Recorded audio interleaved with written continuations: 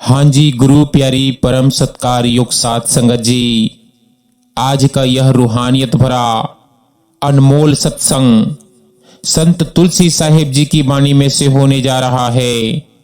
और आज के इस सत्संग में हमें यह समझने को मिलेगा कि भजन सिमरन करते समय सबसे बड़ी गलती क्या है, जिसके कारण धुन सुनाई नहीं देती।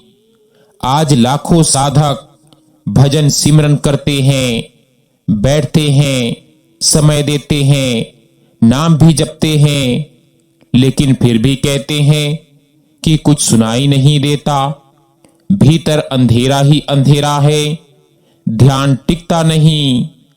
तो प्रश्न यह नहीं है कि धुन क्यों नहीं सुनाई देती, यहां प्रश्न यह है कि हम ऐसी कौन सी गलती कर रहे हैं जो धुन को आने ही नहीं देती। हर रोज की तरह आज भी आप जी सभी सत्संगी भाई बहनों से खास विनती की जाती है कि सत्संग को ध्यान पूर्वक अंत तक जरूर श्रवण करें। और जो भी सत्संगी भाई बहन चैनल पर नए हैं, रोजाना सत्संग सुनने के लिए अगर आपकी मर्जी पड़े तो चैनल को सब्सक्राइब भी कर सकते हैं जी। गुरु प्यारी साध संगत जी, आज के सत्संग के वचन हैं, मन तू काया छोड़ दे, सबद सूरत में जाई, जहां ना दिन ना रात है, तुलसी तहां धुन पाई।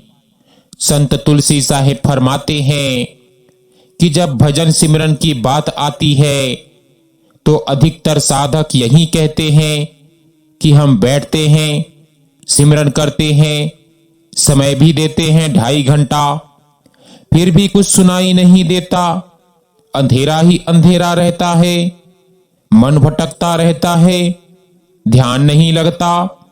लेकिन सच्चाई यह है कि दोष भजन सिमरन में नहीं है, दोष उस भूल में है जो हम भीतर ही भीतर करते रहते हैं। देखो, धुन कोई साधारण आवाज नहीं है, धुन कोई कल्पना नहीं है, धुन कोई मेहनत से पैदा की गई चीज नहीं है, धुन आत्मा की पुकार है। और जब आत्मा सच्चे भाव से पुकारती है तो धुन अपने आप प्रकट होती है। सबसे बड़ी गलती यही है कि हम भजन सिमरन को करने की चीज समझ लेते हैं। हम सोचते हैं मैं बैठूंगा, मैं सिमरन करूंगा, मैं ध्यान लगाऊंगा, मैं धुन सुनूंगा। यहीं से सब गड़बड़ शुरू हो जाती है, क्योंकि भजन सिमरन कर्म नहीं है, भजन सिमरन समर्पण है।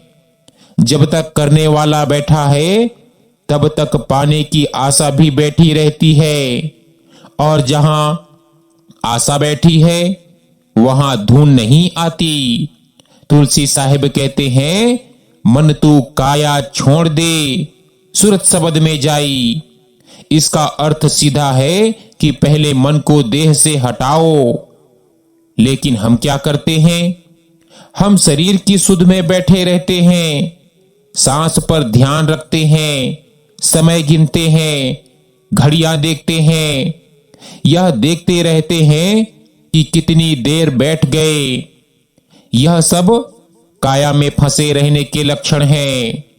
जब मन देह में अटका है तो आत्मा ऊपर कैसे जाएगी? सोचो, विचार करो। धुन इसीलिए नहीं आती क्योंकि हम धुन को सुनना चाहते हैं, लेकिन मन को छोड़ना नहीं चाहते। हम सिमरन करते हुए भी संसार को पकड़ कर रखते हैं, विचारों की भीड़ लगी रहती है, बीता हुआ पल याद आता है, आगे की चिंता सताती है, घर परिवार का बोझ सिर पर रखा रहता है। ऐसी स्थिति में प्यारे धुन कैसे प्रकट हो? यहां एक बहुत गहरी बात समझने की है कि धुन कभी प्रयास से नहीं आती। धुन तब आती है जब प्रयास टूट जाता है, जिस दिन साधक यह कहना छोड़ देता है कि आज धुन सुननी है, उसी दिन धुन कहती है कि मैं आज आई हूं। और दूसरी बड़ी भूल यह है कि हम धुन को कानों से सुनने की कोशिश करते हैं।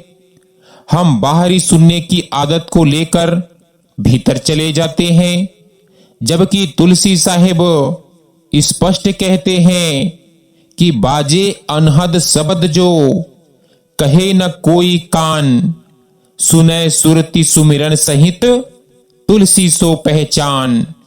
कहने का मतलब है कि धुन कान नहीं सुनते, धुन दिमाग नहीं सुनता, धुन सोच नहीं सुनती, धुन केवल सुरति सुनती है। और सुरति तभी जागती है जब अहंकार सो जाता है। हम बड़ी भूल यह करते हैं कि हम ध्यान को जिद से पकड़ने लगते हैं। हम डरते हैं कि ध्यान कहीं भाग ना जाए, इसीलिए कसकर पकड़ लेते हैं। लेकिन ध्यान कोई चीज नहीं है जिसे जकड़ लिया जाए। ध्यान ढील देने से ठहरता है, मौन से गहराता है, विनम्रता से उतरता है। जितनी ज्यादा जिद होगी उतना ही ध्यान भागेगा। तुलसी साहेब चेतावनी देते हैं, कहते हैं जो जोर करे सिमरन करे, मन ताही में जाए, सहज भाव जो बैठिया, तुलसी धुन लख पाए। कहते हैं कि जो जोर लगाता है वह मन में फंस जाता है, और जो सहज होकर बैठता है वही धुन को पहचान पाता है। प्यारे, इसीलिए धुन नहीं आती क्योंकि हम कर्ता बने बैठे हैं। हम परिणाम चाहते हैं, हम मन को साथ लेकर बैठे हैं, हम कानों से सुनना चाहते हैं और हम सहजता खो चुके हैं। जिस दिन साधक भीतर से खाली होकर बैठेगा, जिस दिन सिमरन बोझ नहीं रहेगा, जिस दिन बैठना मांग नहीं बल्कि सौंप देना बन जाएगा, उस दिन धुन दूर नहीं रहेगी।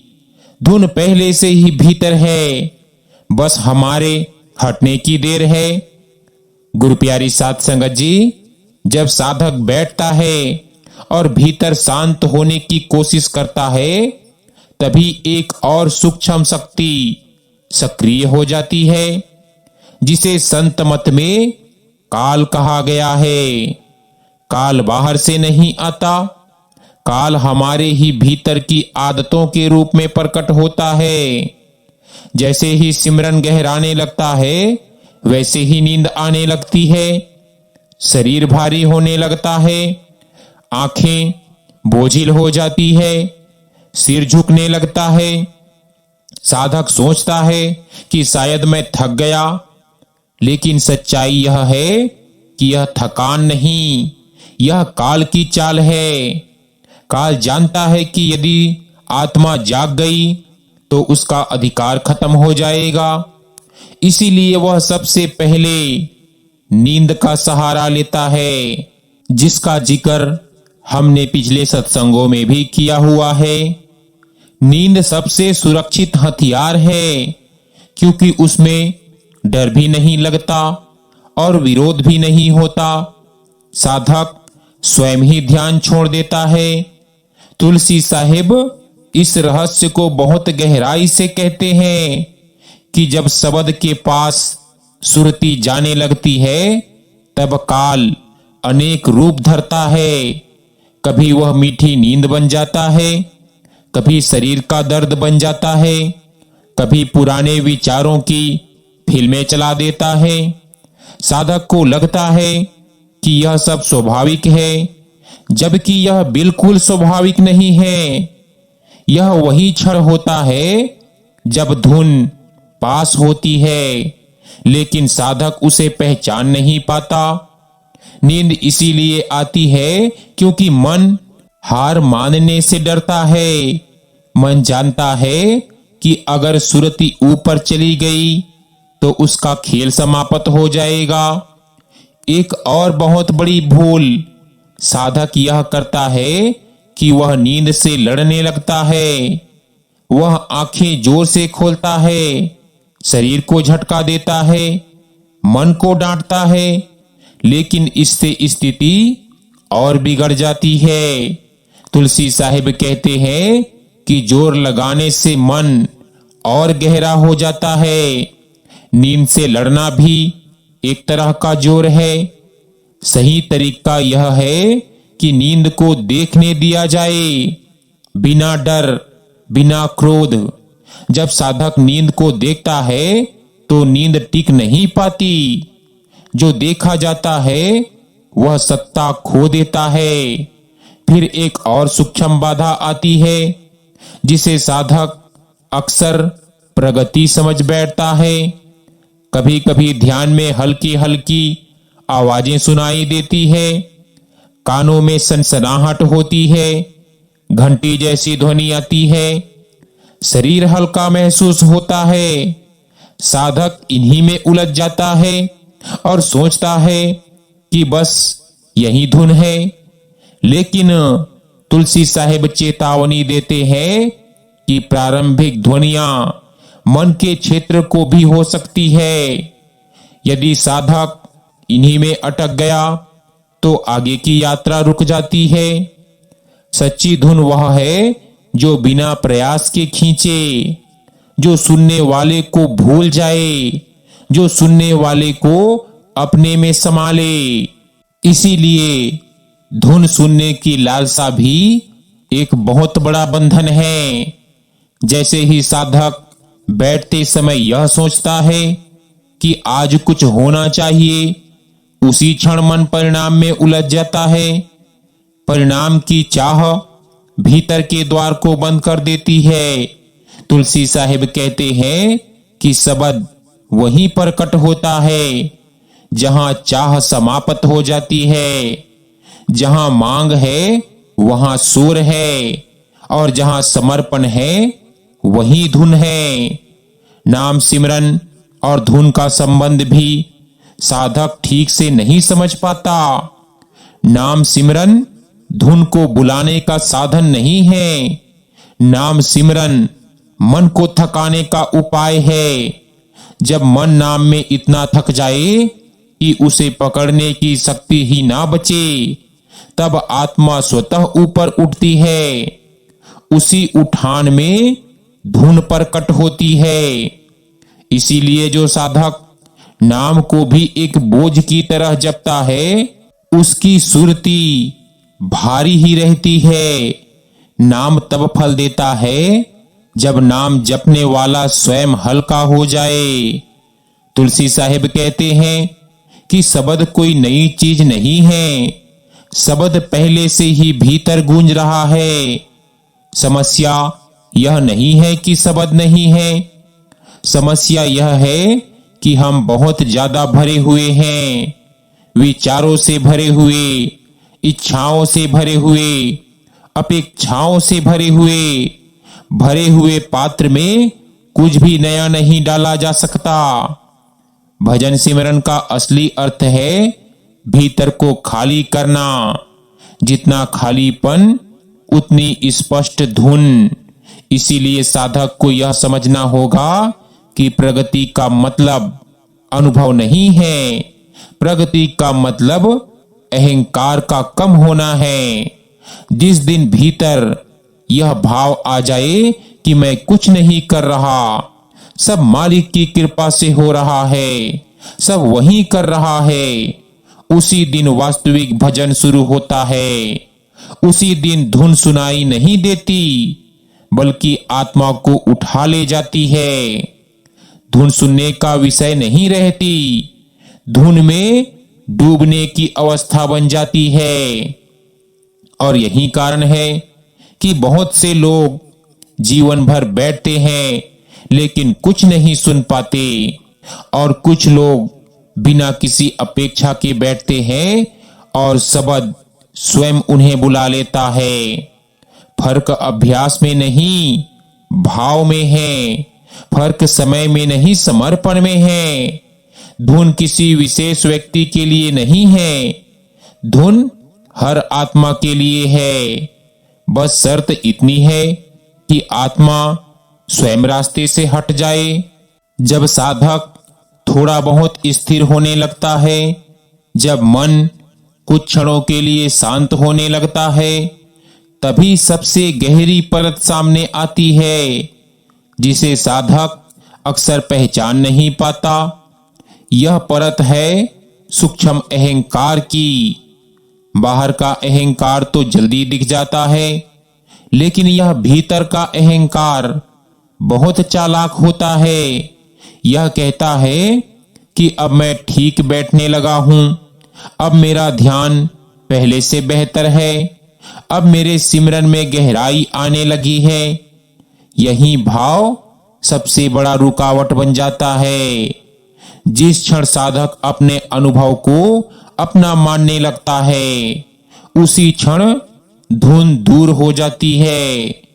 धुन वहां पर कट होती है जहां कोई अपना दावा नहीं करता। तुलसी साहिब इसी बिंदु पर बहुत साफ कहते हैं कि शब्द का द्वार वहां नहीं खुलता जहां मैं बैठा है। जब तक भीतर यह भाव है कि मैं भजन सिमरन कर रहा हूं, मैं आगे बढ़ रहा हूं, मैं कुछ पा रहा हूं, तब तक आत्मा नीचे ही घूमती रहती है। अहंकार का यह रूप साधक को धोखा देता है, क्योंकि यह साधना का मुखौटा पहन लेता है। साधक को लगता है कि यह अच्छा संकेत है, लेकिन वास्तव में यह सबसे सूक्ष्म बंधन है। फिर एक और अवस्था आती है जहां साधक भीतर शांति का स्वाद लेने लगता है। विचार कम हो जाते हैं, शरीर हल्का लगता है, समय का बोध कमजोर पड़ जाता है। यहीं पर साधक रुक जाता है। वह इस शांति को ही मंजिल समझ लेता है। लेकिन तुलसी साहिब चिताते हैं कि शांति भी अगर पकड़ी जाए तो बंधन बन जाती है।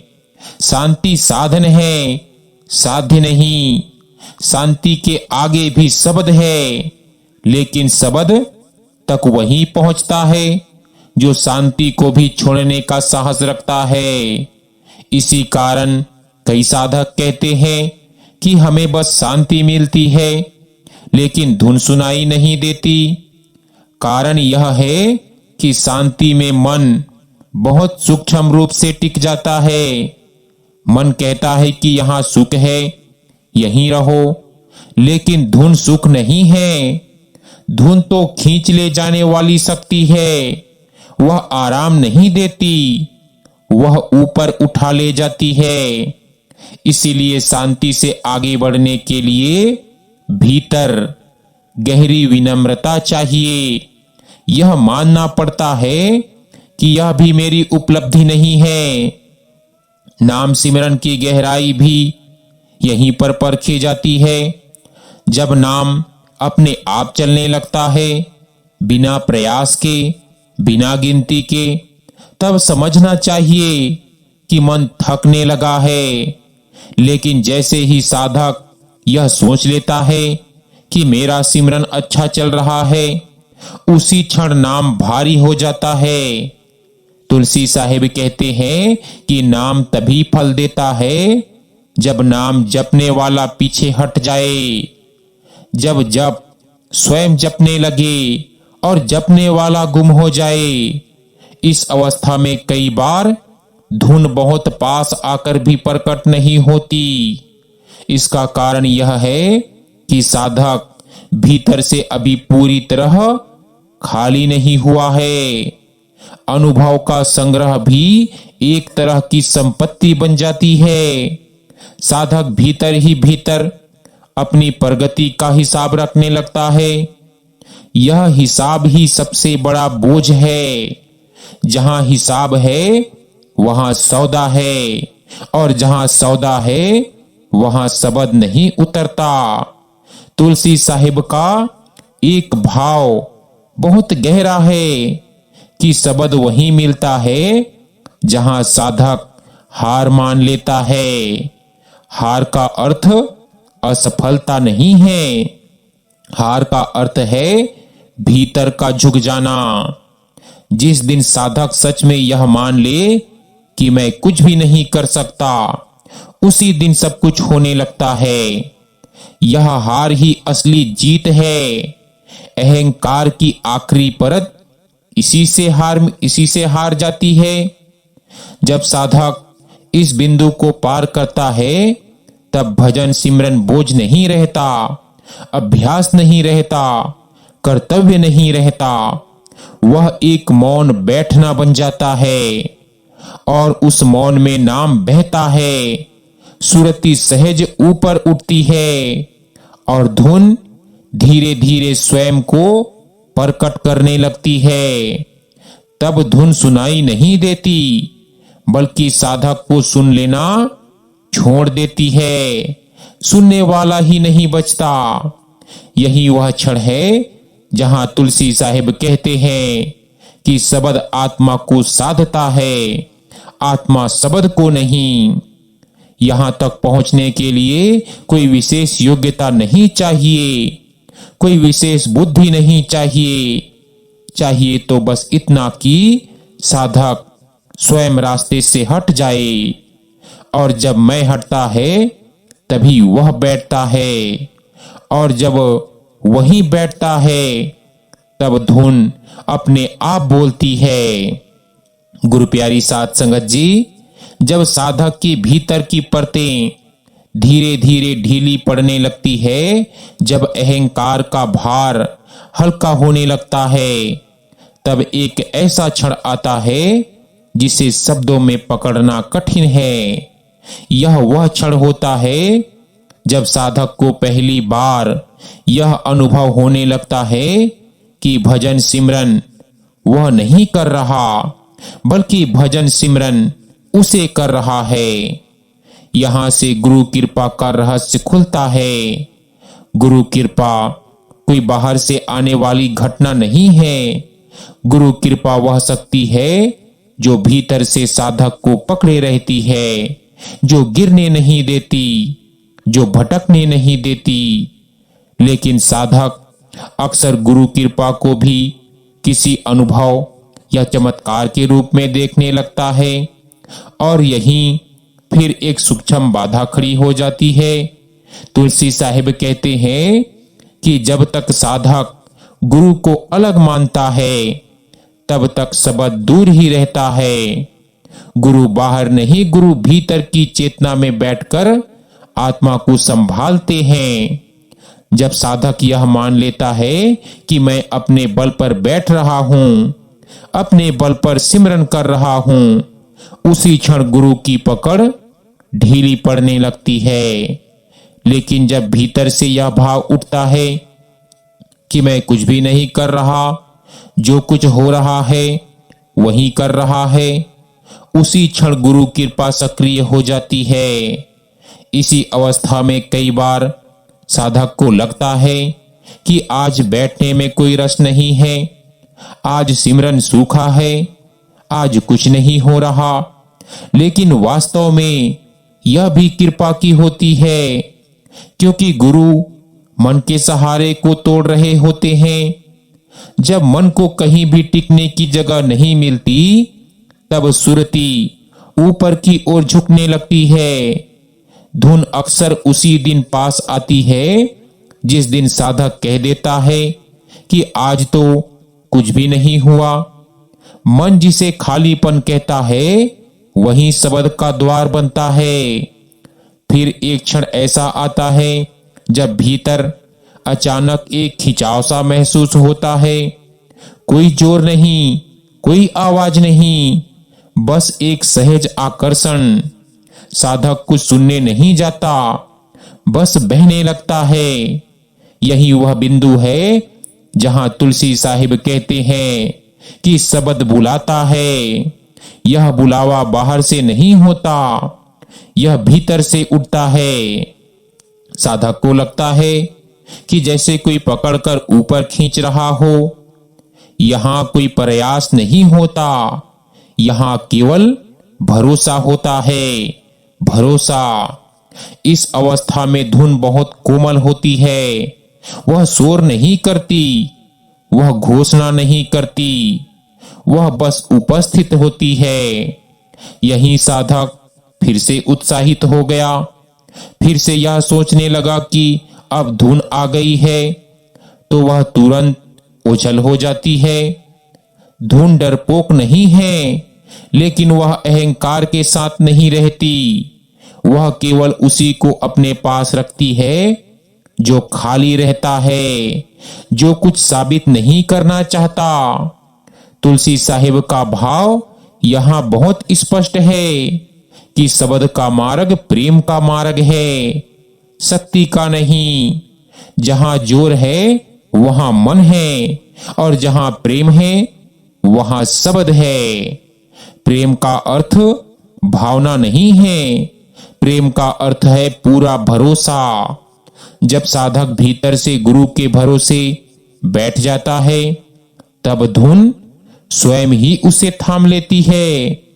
तब साधक सुनने वाला नहीं रहता, साधक सुना जाने लगता है। यही वह अवस्था है जहां भजन सिमरन समय की पकड़ से बाहर निकलने लगता है। साधक को पता ही नहीं चलता कि कितनी देर बैठा, कितना समय बीत गया। शरीर पीछे छूटने लगता है, सांस अपने आप चलती रहती है, और भीतर एक स्थिरता उतर आती है। यह स्थिरता मन की नहीं होती, यह आत्मा की होती है। इसी स्थिरता में शब्द स्पष्ट होने लगता है, और तब साधक समझ पाता है कि धुन कोई नई चीज नहीं थी। धुन तो हमेशा से थी, बस साधक बीच में खड़ा था। जब साधक हटा तब धुन प्रकट हुई। यही कारण है कि संत कहते हैं कि शब्द पाया नहीं जाता, शब्द प्रकट होता है। पाने में अहंकार है, प्रकट होने में कृपा है। इसीलिए भजन सिमरन का अंतिम रहस्य यही है कि जितना तुम हटोगे उतना वह आएगा, जितना तुम खाली होगे उतना वह भरेगा। और जिस दिन साधक यह समझ लेता है, उसी दिन भजन सिमरन साधना नहीं रहता, वह जीवन बन जाता है। तब धुन केवल ध्यान में नहीं, हर श्वास में बहने लगती है। गुरु प्यारी साध संगत जी, अब साधक उस बिंदु के बहुत पास आ जाता है जहां कोई प्रश्न शेष नहीं रहता। न यह पूछने की आवश्यकता रहती है कि धुन कब सुनाई देगी, न यह जानने की बेचैनी रहती है कि मैं सही कर रहा हूं या नहीं। भीतर एक गहरा स्वीकार उतर आता है। यही स्वीकार भजन सिमरन की पूर्णता है। जब साधक स्वीकार कर लेता है कि जो होगा वही होगा, जैसे होगा वैसे होगा, तब भीतर का संघर्ष समाप्त हो जाता है। संघर्ष के समाप्त होते ही शब्द का द्वार खुलने लगता है। तुलसी साहिब कहते हैं कि जो खोजता है वह बाहर भटकता है, और जो ठहर जाता है वहीं भीतर उतरता है। साधक जीवन भर खोज करता रहा, कभी अनुभव की खोज, कभी धुन की खोज, कभी दर्शन की खोज, लेकिन शब्द खोज से नहीं मिलता, शब्द ठहराव से मिलता है। ठहराव का अर्थ आलस्य नहीं है, ठहराव का अर्थ है भीतर का मौन। जब मौन उतरता है तब शब्द स्वयं बोलने लगता है। इस अंतिम अवस्था में साधक को यह भी समझ आ जाता है कि धुन सुनना कोई उपलब्धि नहीं थी, बल्कि धुन के योग्य बनना ही साधना थी। योग्य बनने का अर्थ पवित्र होना नहीं है, योग्य बनने का अर्थ खाली होना है।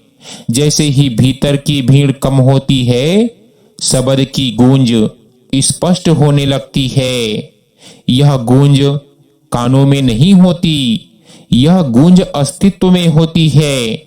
साधक महसूस करता है कि अब मैं नहीं सुन रहा, अब मैं ही सुना जा रहा हूं। यहीं पर जीवन और भजन सिमरन के बीच की दीवार गिर जाती है। साधक समझ जाता है कि भजन सिमरन केवल बैठने का अभ्यास नहीं था, भजन सिमरन जीवन जीने की कला थी। जैसे जैसे भीतर का मौन बढ़ता है, वैसे वैसे बाहर के कर्म अपने आप शुद्ध होने लगते हैं। अहिंसा, दया, विनम्रता कोई आदेश बनकर नहीं आते, ये अपने आप जीवन में उतर आते हैं। क्योंकि जहां शब्द बसता है वहां हिंसा टिक नहीं पाती, वहां छल टिक नहीं पाता। तुलसी साहिब का अंतिम संकेत यही है कि शब्द को पकड़ने की कोशिश मत करो। शब्द नदी की तरह है और साधक को नाव बनना है।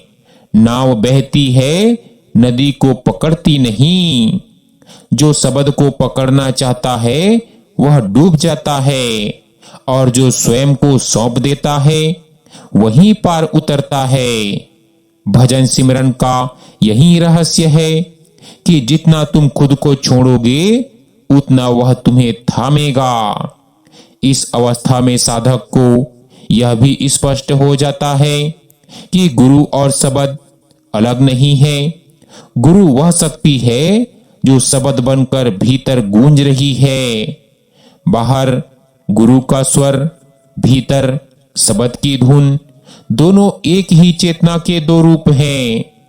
जब यह भेद मिट जाता है तब साधक को किसी प्रमाण की आवश्यकता नहीं रहती, भीतर ही सब प्रमाण मिल जाता है।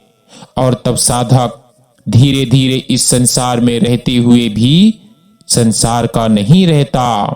कर्म होते हैं, जिम्मेदारियां निभती है, लेकिन भीतर कोई बोझ नहीं रहता, क्योंकि धुन भीतर चलती रहती है। वह हर सांस के साथ बहती है। यही वह अवस्था है जिसे संत सहज अवस्था कहते हैं। न विशेष आनंद की मांग, न विशेष दुख का डर। जो आता है उसे स्वीकार, जो जाता है उसे विदा। इसीलिए यदि कोई पूछे कि भजन सिमरन करते समय सबसे बड़ी गलती क्या है, तो उत्तर बहुत सरल है। सबसे बड़ी गलती यह है कि हम स्वयं को बीच में रख लेते हैं, और सबसे बड़ा उपाय यह है कि हम स्वयं को हटा लें। जब मैं हटता है तब वही बोलता है। जब मैं चुप होता है तब धुन सुनाई नहीं देती, धुन जीवन बन जाती है। यही तुलसी साहिब का संदेश है, यही संत मत का सार है, और यही भजन सिमरन की अंतिम मंजिल है। सो गुरु प्यारी सत्कार योग साध संगत जी, आज का यह सत्संग यही विराम लेता है। क्योंकि धुन कोई बाहर की चीज नहीं है, धुन वही है जो अभी भी भीतर बोल रही है। यदि आज एक भी क्षण के लिए भीतर यह भाव उठा हो कि मुझे कुछ करना नहीं है, मुझे बस सौंप देना है, तो समझ लीजिए आज का सत्संग सफल हुआ। भजन सिमरन का अर्थ धुन को सुन लेना नहीं है। भजन सिमरन का अर्थ है स्वयं को इतना खाली कर देना कि धुन अपने आप बोलने लगे। जहां मैं चुप होता है वहीं शब्द बोलता है। जहां मांग समाप्त होती है वहीं कृपा उतरती है। यदि आज ध्यान में कुछ नहीं हुआ तो भी निराश मत होना, क्योंकि अक्सर उसी दिन सबसे अधिक काम होता है जिस दिन मन कहता है कि कुछ नहीं हुआ। गुरु वहां भी साथ होते हैं जहां हमें लगता है कि हम अकेले हैं। इसीलिए उठते समय बस इतना याद रखना, धुन को पकड़ने मत जाना, धुन को बुलाने मत बैठना, बस प्रेम और भरोसे से बैठ जाना। जब समय होगा शब्द स्वयं तुम्हें पुकार लेगा। इसी विश्वास के साथ अपने गुरु चरणों में यह सत्संग अर्पित करते हुए इतना ही कहना है कि जो कुछ कहा गया वह सुनने के लिए नहीं था, वह जीने के लिए था। सो गुरु प्यारी सत्कार योग साध संगत जी, आज का यह अनमोल रूहानियत भरा सत्संग हमारा यही समाप्त होता है। अगर आपने कल का सत्संग यानी 7 जनवरी 2026 का सत्संग नहीं सुना है तो एक बार जरूर सुनिएगा, बड़ा ही प्यारा सत्संग है। अंत में आप सभी से एक छोटी सी विनती और की जाती है कि जो भी सत्संगी भाई बहन चैनल पर नए हैं, रोजाना सत्संग सुनने के लिए मर्जी पड़े तो चैनल को सब्सक्राइब भी कर सकते हैं जी। तो संगत जी दीजिए इजाजत, मिलते हैं कल एक नए सत्संग वीडियो के साथ सुबह 5:30 बजे।